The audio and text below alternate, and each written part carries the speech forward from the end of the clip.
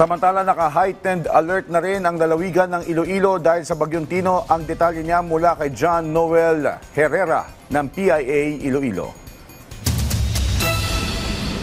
Parehong activated na ng City at Provincial Disaster Risk Reduction and Management Council ang kani-kanilang Emergency Operations Center upang maging coordinated ang mga efforts sa paghahanda at pagtugon. Simula alas 7 ng umaga noong November 3, 2025, itinaas ng Iloilo PDRRMC ang alert status from blue to red bilang paghanda sa mga banta ni Bagyong Tino. Pinangunahan ni Iloilo Governor Arthur Defensor Jr. ang emergency meeting ng Disaster Response Cluster ng Provincial Government para sa paghahanda ng probinsya.